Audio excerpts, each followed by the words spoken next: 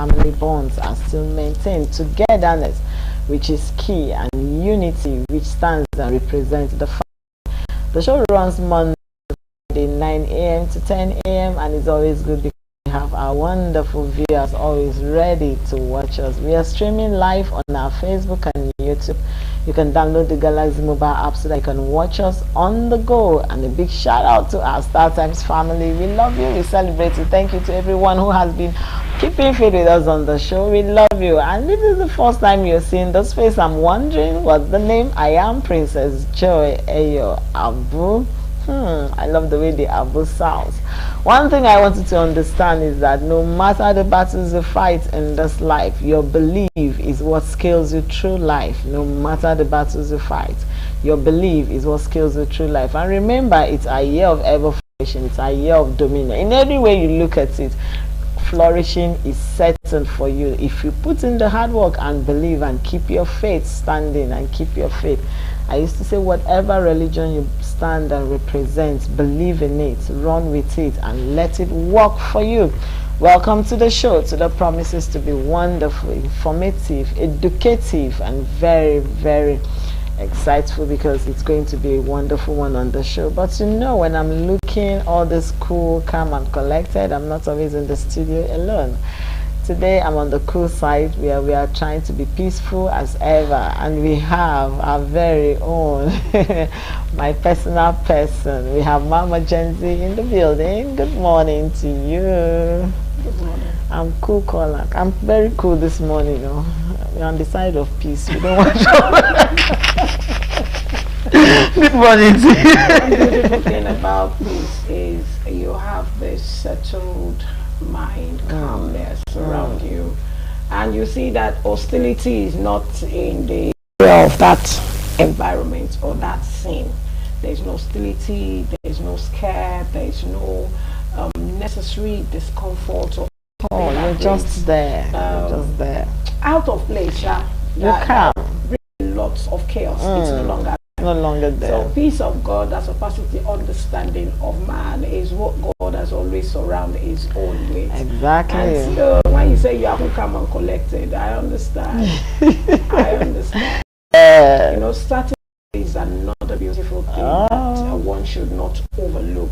Starting the day, and that's why I said when you say good morning, it means it has a profound meaning and understanding. It means the good in that day, the good that comes with that particular day. It's not just 1 hour, it's not just a second, but that day, the good that comes with it, irrespective of your way, your personality, who you are, the good of that day is going to meet with you. That's what good morning is about. So when people say morning, when the morning turn is morning, if you want to say what is the morning, good, bad, or ugly, so you need to, expatiate a little more by saying a beautiful morning, a splendid morning, an amazing morning. That alone creates smile on someone's face. Even if the person doesn't want to say, what's an amazing morning? What's the meaning of amazing morning? So a beautiful morning to you viewers out there. We love you. We appreciate God's grace over your life. And it's another privilege, honor, and grace for us to be here, and you are there. So we love you. We appreciate all that you've been doing, and we pray that you are implementing all these, topics that we've been discussing on family and values into your life, into your family, into your home, into your business, into your personal mental health. It goes a long way, and it makes our sitting down here to be fruitful. Yes, it makes it fruitful. It makes us feel that we are pushing some impactful word into your life, into your relationship. And so welcome you. My name is Ori Adejoke Adobe David. Today is going to be a great day. Just believe it. It's going to be a beautiful day, and it's going to be a day that you always look back and say, 5th of February. In short, I enjoyed myself. I love it. I wish I have it tomorrow again, 6th of February. So we love you. We are God's grace. My friends call me Olori AJ. Let's rock today's boat together. Let's rock today's boat together. I love the way that sounds. That's togetherness. Okay, do we have any birthday shout out this morning? We've always encouraged you. If you have anyone celebrating on any day, whatever occasion, occasion, send messages to the number we have on our screen, and we'll surely celebrate such person. So if you have anyone we're celebrating, any anniversary, even a beautiful, lovely, it's February, right? Let's start sending in the love notes. It goes a long way to let your husband and your wife, your sister, your brother know that this one cares. So send it to 08023036856. We'll always love to read those messages. We always love to read those messages. And today happens to be should I call her Mama Faith Oyedepo's birthday? Yes, she's celebrating, and the social media has been bustling with a lot of accolades. And when you say to women like that, you celebrate them, you appreciate the work of God they are doing and the impact they are doing in the lives of people. So Family and Value celebrates you, Mom. We wish you all the very best in this new year that you are approaching. Amen. Alright, on that note, let's go on our mini feature, and when we return, our guest is here because today's conversation is deeper than you would imagine. Don't go anywhere, we'll be right back.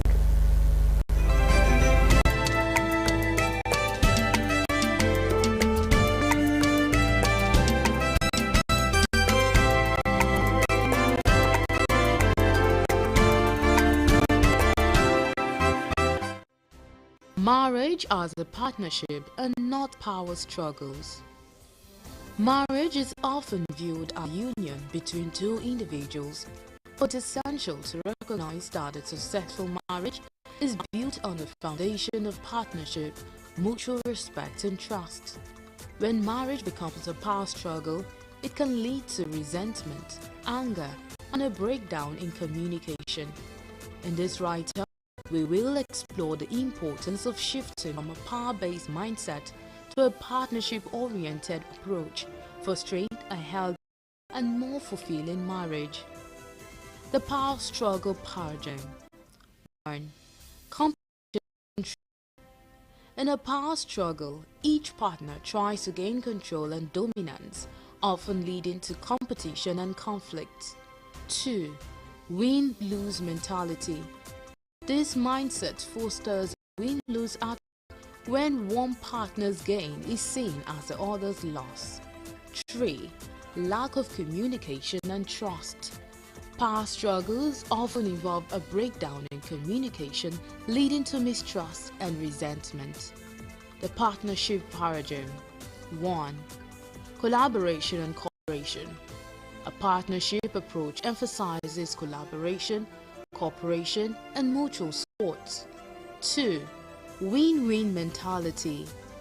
Partners work together to find solutions that benefit both individuals, forming a win-win attitude.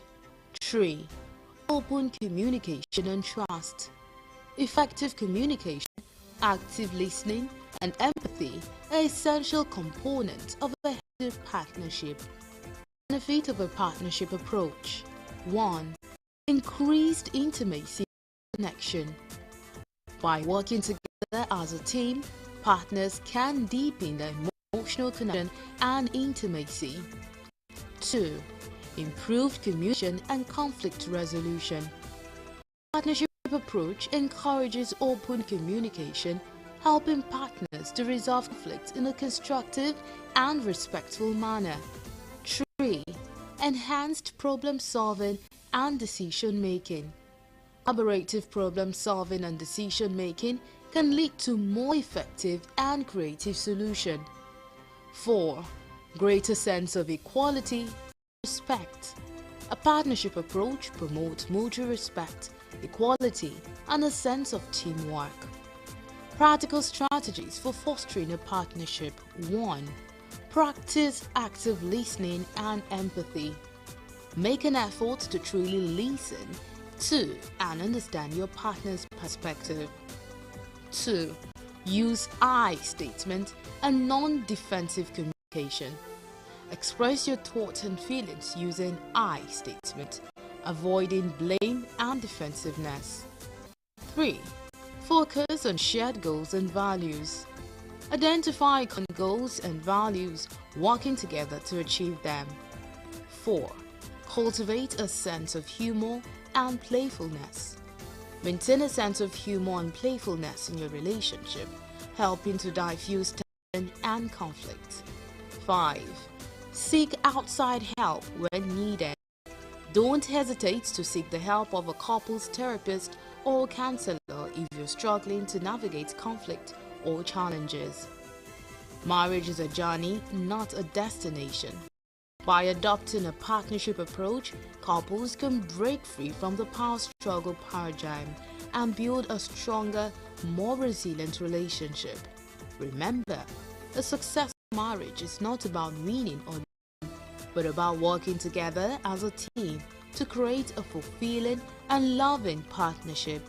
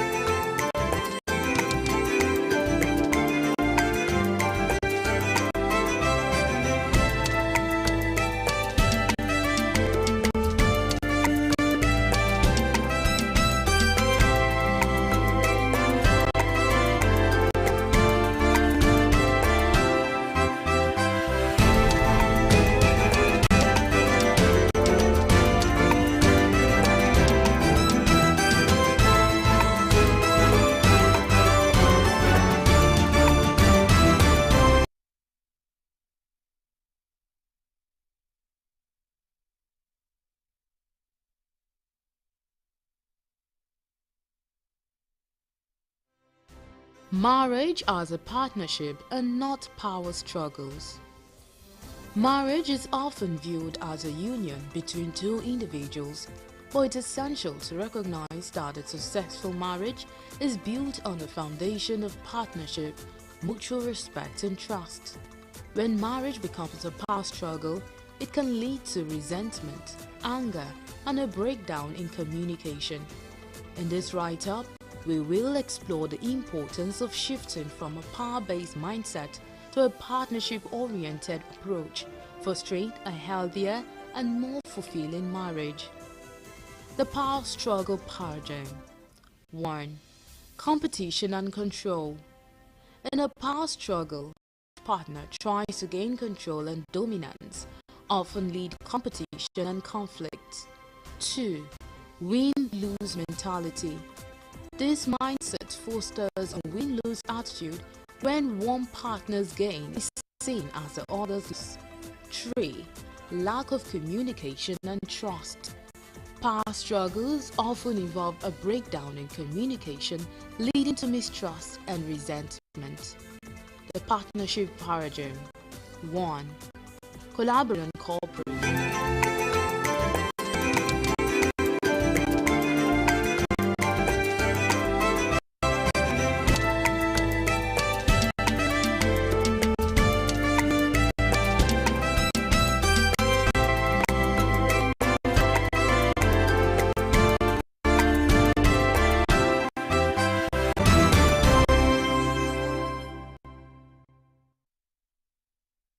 Welcome back from our mini feature, and today's conversation is marriage as a partnership, not power struggle, not power tussle. A lot of people have turned marriage into competition ground. Who is the head, who is not the head, who is the tail, who is sitting in the middle? Well, we decided to look at it, marriage as a partnership, not power struggle. And we have our very own personal person studio, Reverend Mike Olanga, to have this conversation with us. Of course, you know he is a marriage counselor, a leadership coach, and a human resource person. Married for over 20 years. Okay, it's not easy, you know. When they say people that have tested marriage and dealt with marriage and dealt with that institute and are still counting, he's one of them. So when you see him anywhere, twirl for him, because it's not easy. Over 2 decades plus, it's not easy. Good morning and welcome to the show. Good morning. Thank you so much. Good morning to you. Glad to be here. Fine, thank you. And how are the girls doing? They're doing well. They're doing Thank well. God. My audience, happy new month, and I'm glad to be here with you. Yeah, glad to be here. To you, Marriage. what February does it represent? Well, February, the world says it's a month of love, so that's what we celebrate love. Celebrate love on the 14th. So Valentine is just by the corner. You know? Now, still in the spirit of Valentine, and a lot of things that yesterday I was saying, all November babies are going to be products of Valentine, whether you accept it or not. Yes. But then let's take it this way: marriage as a partnership, not power struggle. What does it mean to be in partnership in marriage? Okay, thank you so much for having me here today and to be able to treat this wonderful subject. It's very interesting. Marriage as partnership, power struggle. But I just want us to define those two terms, partnership and then power struggle, so that we can get to dive into the topic itself. Okay, so when we look at partnership, we'll say it's a process where two people come together in agreement to forge an alliance for a common interest, which means that both of them will benefit from that alliance. From coming together, they will benefit from it. That's what partnership is. It means that they are going to share the responsibility, share the risk, share the reward as well.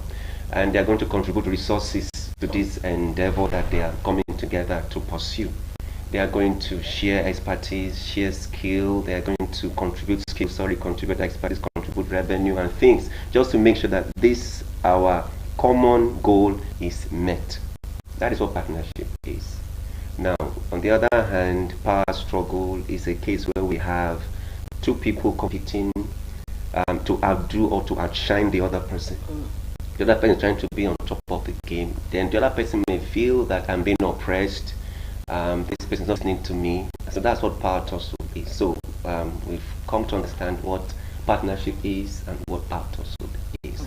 So marriage itself now, it's partnership. Marriage, if we go back to the book of Genesis, that's where it all started from. Chapter 2, verse 18 down to 25. You find out that God at verse 18 said that it's not good. That was the first time God will make that statement. All the while he waited that it's good. All the while it's good, it's good. When he got to 18, he said, it's not good. And because the man was just alone. And so he caused a deep sleep to fall on the man. And then tore him open and took the rib for surgery. I think that's where men learned that we can actually perform surgery. So he tore him open and then took the rib and then formed the woman. Now see what happens. He brings the woman back to the man. And then the man said, this is the bone of my bone. This person is taken from me. So the man knew that it's from him. So all this while, the woman was inside the man. God didn't need to go and take dust and begin to create it. He had to take what was inside the man. So the man had the solution inside him already. God needed to just make him polyglot and then bring the woman out. And so when he brought the woman to him, he said, okay, this is the bone of my bone, flesh of my flesh. For this cause, a man will leave father and mother and cleave to the wife, and they will become, the two shall become one. Now that's a mystery. How can two people because mathematics says 1 plus 1, 2. So how can two become one? So that is where the partnership come to play. That we are in this together. We are one party. It's not two people. You see, the mistake when they come into marriage is that they still use that word I. When you come into marriage, it becomes we, not I again. Because when you use I, you're still separating yourself as a different entity. It should be we, because we are now together. Now, forging these two together, that is where the work is. Because marriage is spelled W-O-R-K. It's work. Marriage is not a place where people say, once I get married, things are sorted out. Marriage is not a place where you come and sit down and say, okay, I don't have problems anymore. No. Marriage is work. You have to make it work. It's just like partners in business.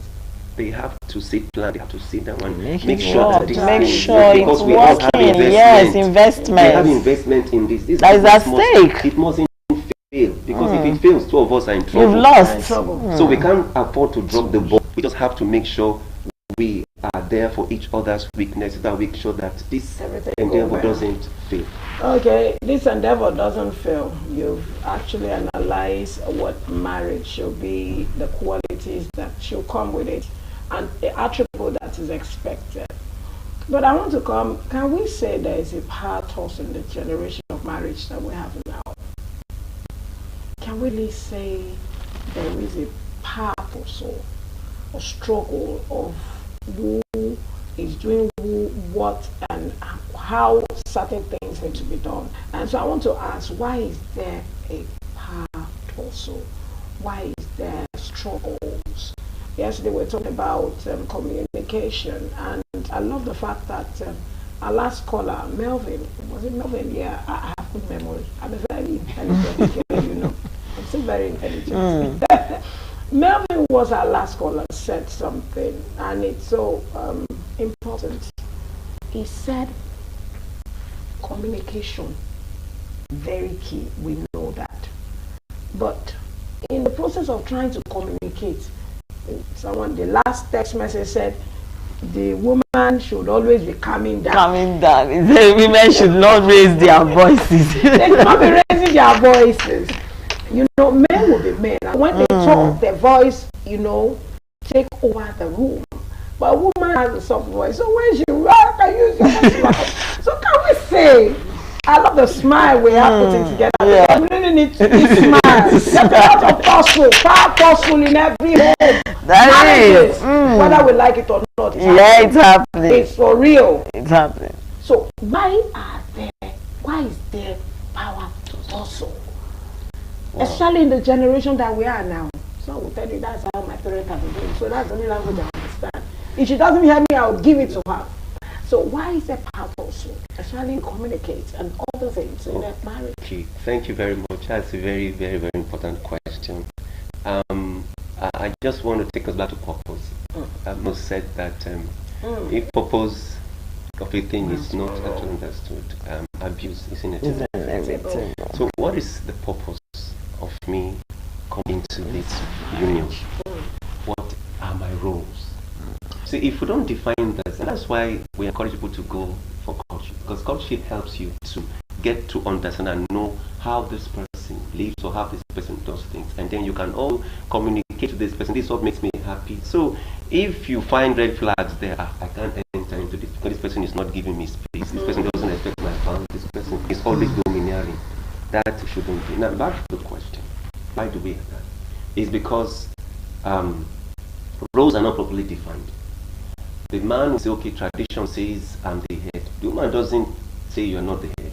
You are. The man is always there. No woman will argue that the man is not the head.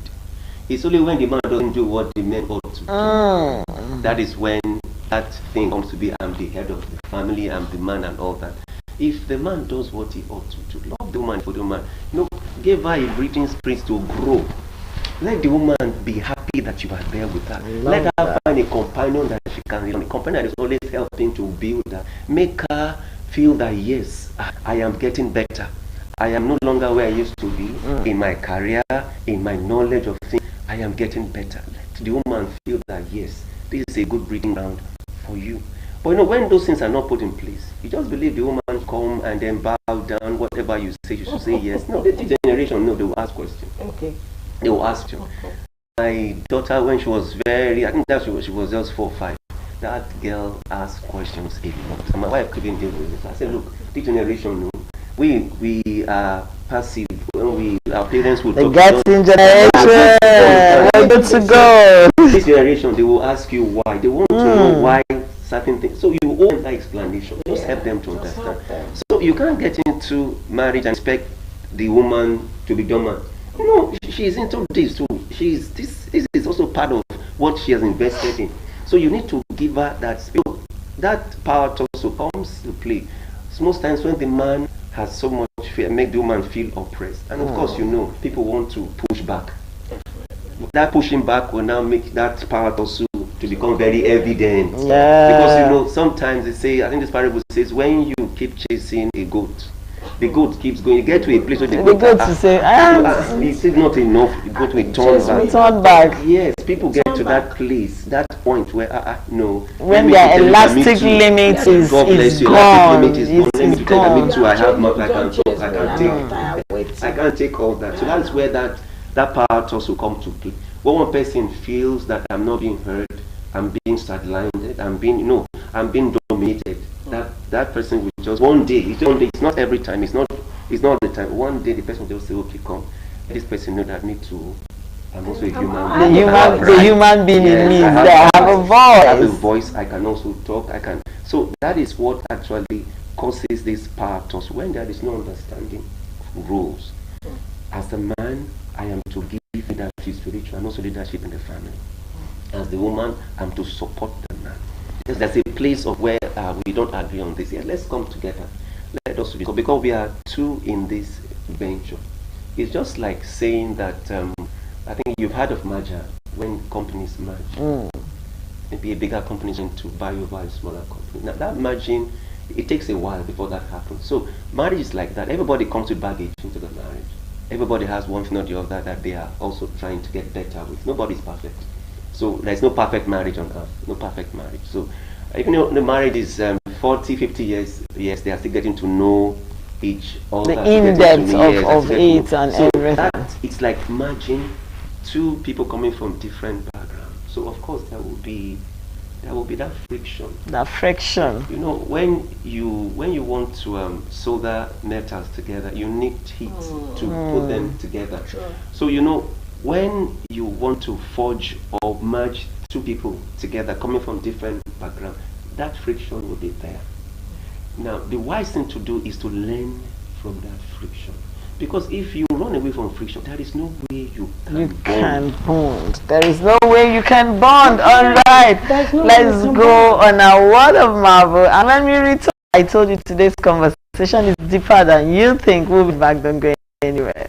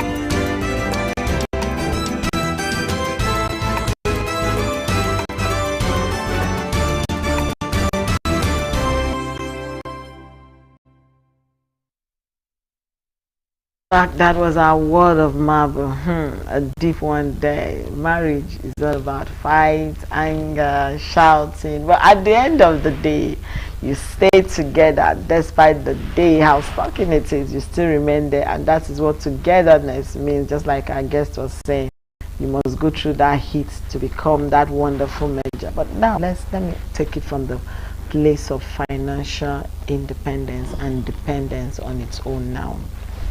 How does financial independence or dependency of an individual contribute to power tussle in marriage? Because sometimes you feel like when they say money or power intoxicate, and when you have money, the other side of you, if it's not properly dealt with, would always show. That is why you see that even people who are not married, once they have money, there's that controlling spirit, there's that daring spirit. Just like behind the camera, we're talking of the alpha women. The alpha women, from my research, is as a result of this wanting power, wanting. People have neglected us, and so there's that emphasis of listen. How does financial dependence, and then dependence as an individual? I want to be dependent. I want to come into marriage with me and still be there, and I have my money, you know, and you're telling me don't travel. And how does it contribute to power tussle in marriage? Okay, very important question as well. Finances has a lot to do with marriage breaking up. One of the major causes of divorces we have is something to do with finances. So yes, there is that tendency, like you said, if someone is not disciplined, or somebody has not learned to control himself or herself, to allow mundane things, that is like finance or wealth or resources, to make her or him feel that I'm in charge or I'm in control. Because you see, money, finances, they are just tools. They have a lifespan. Most people that were millionaires in the 80s and the 90s, today, most of them, because of wrong investments, financially they're not doing too good. So just that aside, to say that finance should not be the determinant of you coming into the marriage, that yes, I want to come and be a person of myself and all that. Because when you're thinking about partnership, somebody else is involved. It's not just you. So if you have the grace to be the one that makes more money, it is a privilege God has given to you. It's not something you brag about. It's not something the other person feels less. It is a blessing that I've. Because you know the Bible says, "He that findeth a woman findeth good thing and obtaineth favor." So because the woman comes into the family, comes into that under union of marriage, of course blessings will begin to roll in. So that does not give you the opportunity to say, okay, I'm the one that brings more money into the house, so I'll make more decisions, I'll control the other part and all that. If that happens, there'll be a pushback. Because nobody wants to be trampled upon, nobody wants to be the doormat. Everybody has a voice, especially in this generation in which we are. It's not a good thing for one to say, I call the shots because I'm the one that make the money, I'm the one that produce. No, it's not. It means that that person has a mentality of being single or just being alone. He doesn't want to be together with someone. So that mindset needs to be put aside when one into marriage.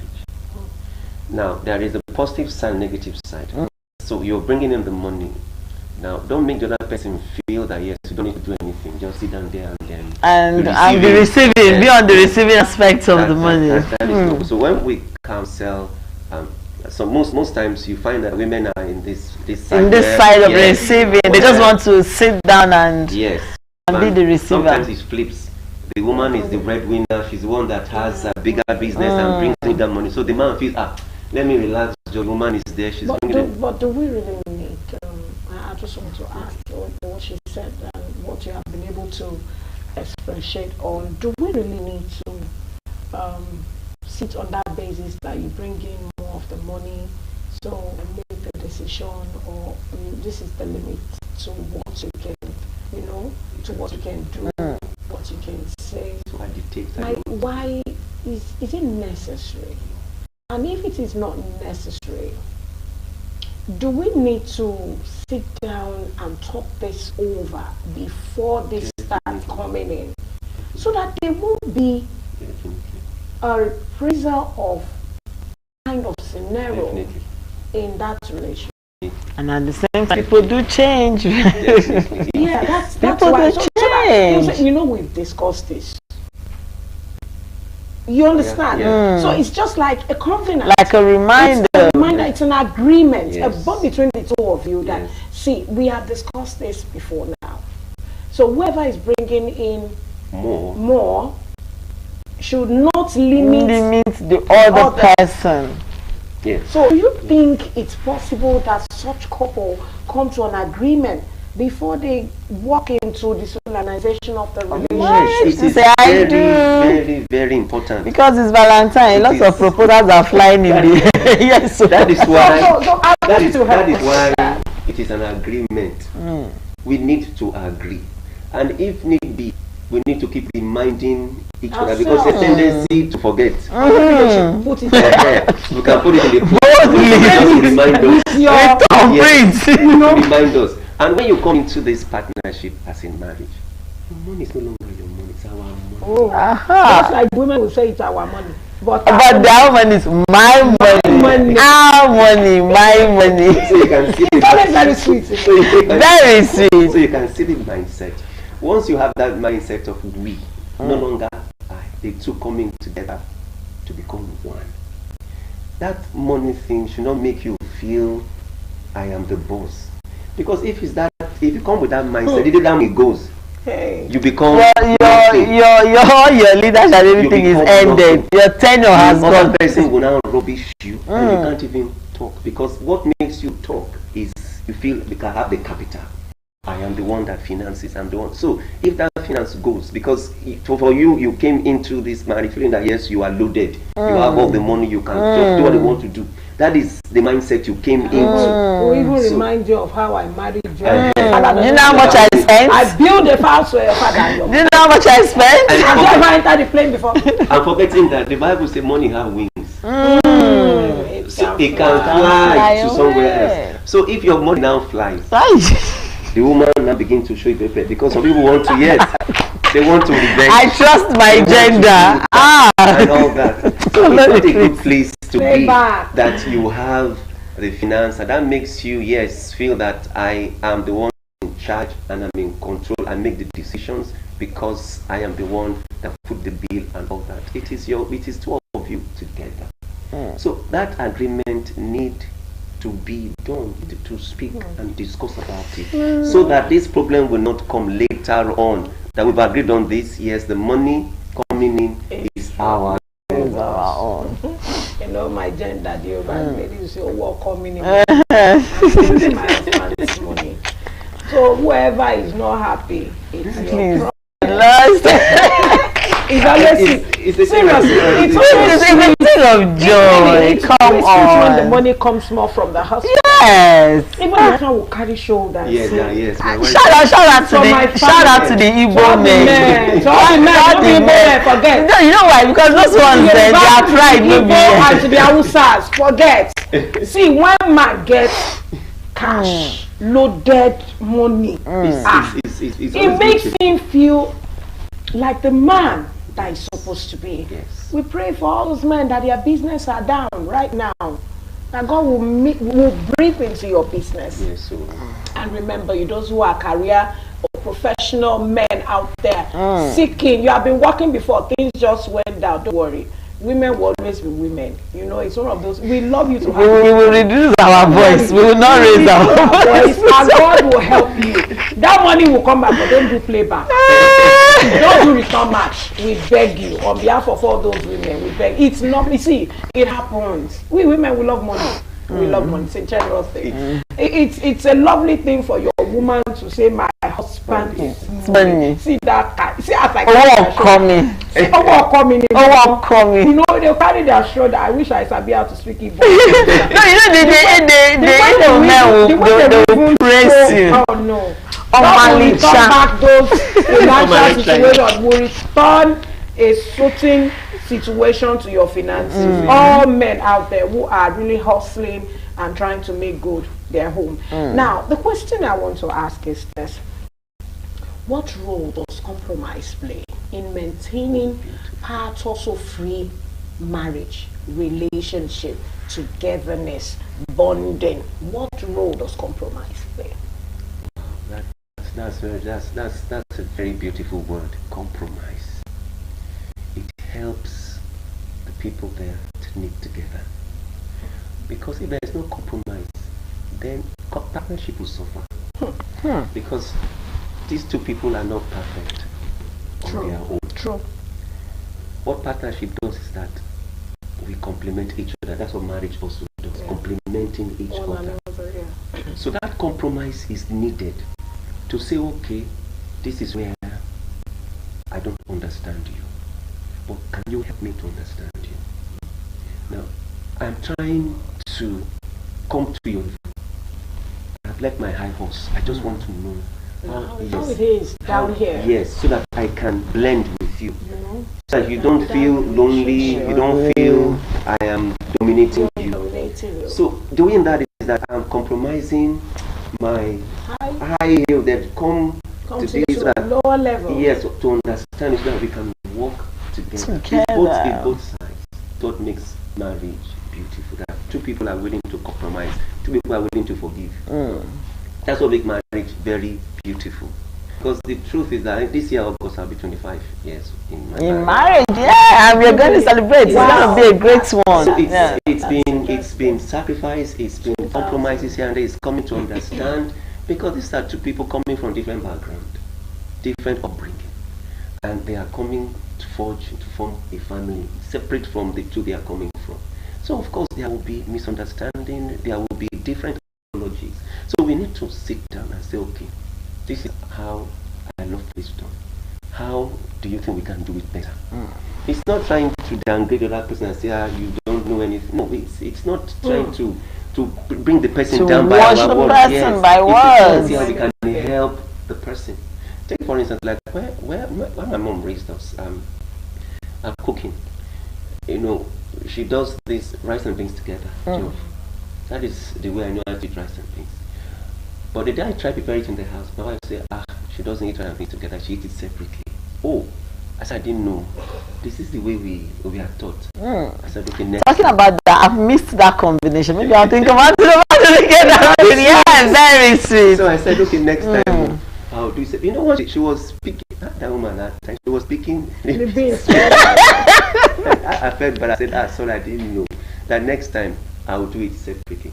So as I speak, whenever I want to do rice and beans, it must be separate. We don't do it together as I was brought up with. Now that is compromising. This is where I'm coming. This is what I know how to do this. But someone will say, no. This has been done. This is how it should come. No. When I cook my own, and you know, try and calm down to that person.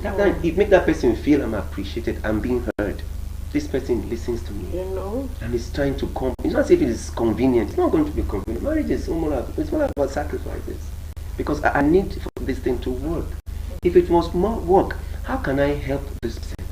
Because for all I need is this how this person was brought, this how this person what this person knows. But I know different. But for this thing to work, I need to compromise in some areas. As long as compromising there does not affect two of us, it doesn't destroy our marriage. Doesn't destroy marriage, doesn't destroy mental health. It helps us to be bonded. It helps us to appreciate that we are in this together. So compromises are very, very necessary. Very necessary. Talking about I just like you're saying it, I just wanted to chip this in. You know, as much as I love it when separated or together, someone will still tell you, okay, you know what, I'll cook my own together. You cook on separate. Not separate. Do we still say it's still another level of compromise? Really, it still works. Yes. It still works. Yes, it works. Yes. I know it's going to take me another long process. It works. Okay, we have two burners. I can do my own. Maybe I do the beans separately and I'll mix. You know, this is how I love it. I love it this way. Is that another step? Yes. Just to create that peace and that, okay, I love you irrespective of your style of eating the beans and rice? Yes, it works. Okay. Because the thing there is that you look at the end goal. What is the end goal? What is the result I'm looking for? So the process can be different. But the end goal is that I get to make this lady happy, I get to make this man happy. So if it means that, okay, fine, I'll do yours first together and I'll do ours separately. I'll do yours, mine separately. But you know, in this era where we have cutting up, that's right. You have to start thinking. You have to start thinking. But the person is here as an accountant. You start calculating per kilo, per kg. You know how much is going there. But now we're talking about partnership and power tussle in marriage. This generation seems to be so impatient when it comes to this whole thing. Everybody wants to be the one cutting the shots and listening. What is your final words to couples who are finding themselves in that ship? One person wants to be a partner, another person wants to be a lord, another person is saying no, when you came in with one bag, no, this is my house, this is it, this, you know, my lord, you are as a woman, you will call me. He just beats you. Now, and the other one is saying, let's be friends, let's partner. Because we know a lot of them are in the ship right now. And so there is that. Yesterday we talked about the role of third party in a relationship. So what's your advice to those kind of couples right now that are in that boat, in that ship? Okay, so for those of us in that very particular situation described by Mrs. Joy, I think the best thing is to really sit down and then look at purpose, why you are in this marriage in the first place. Am I here to compete or am I here to complement? Because until you understand that, look, I am built or I am created to be support to somebody, to be of help to somebody, you keep having that problem of no, I have to take the lead, I have to be there. Now for the men, the women, no, there's no woman that will say the man is not the head of the family. I've not heard, I have not seen. The woman knows. It's a problem when you now begin to recreate it. It makes the woman feel that it's like this guy doesn't understand what he is. So there's no need for you to remind the woman that, do you know I'm the head? There's no need. She knows already. Just do what the man will do. Love her. Care for her. Like Olori said, let her spend the money. Let her see you ahead. Yes, let her see you. Let her see you as her man. That will make the woman know that, okay, yes, sir, this man is really trying, he's doing his best. So for the woman also, yes, the man might have done stuff, I know you want to push back, Now, you ask yourself, when I push back, what am I going to get from it? Is it going to add my bank account? Is it going to make me any better? When I begin to say I want to have my pound of flesh back, I want to do that, what is it going to do to you? Is it going to bring you together or pull you apart? Is it going to cause a problem? And especially when the marriage has children in it, you consider those children as well. Consider the children as well. Action. What is it going to produce? So when you think that you will be able to, with wisdom, calm tension and everything. With wisdom, just as Rachel did, with wisdom, calm David down. Okay. That David did not run. We need to thank you very much. Thank you. Thank you. Reverend Ola. Thank you so much. Thank you. So good to always have him on set. Okay, so you had it. Spend my money. Let your woman spend your money. Even if you are the breadwinner. I know some men are spoilers. Yeah, they want to make sure. But like we prayed, like I said, God will give you, you know, that newness into your business, into your finances, and things will all work out well. Let's not do power struggle. Let's stand ourselves. We don't need a tussle. Enough of tension is in this country already. So when it now starts from the home, that tension will skyrocket. We don't need it. God bless your home. God bless your family. I will pray all will work well in your relationship. My name is Riri Adejoke. I wish you the very best of today. See you tomorrow. Have a splendid day from my side. Yeah, tomorrow It's Healthy Thursday and we will be discussing toilet infection. Gather here, let's have that conversation. Toilet infection, everything you need to know about toilet infection, the extreme cases of toilet infection and how to go about it. Tomorrow we'll be having that conversation with our medical team here in the studio. Thank you for being a part of Family and Values this morning. Remember, marriage is partnership. Keep the power struggle out of it. I am Princess Joy Ayo Abu. I'll see you tomorrow. Have a Sunday midweek Wednesday. Stay blessed.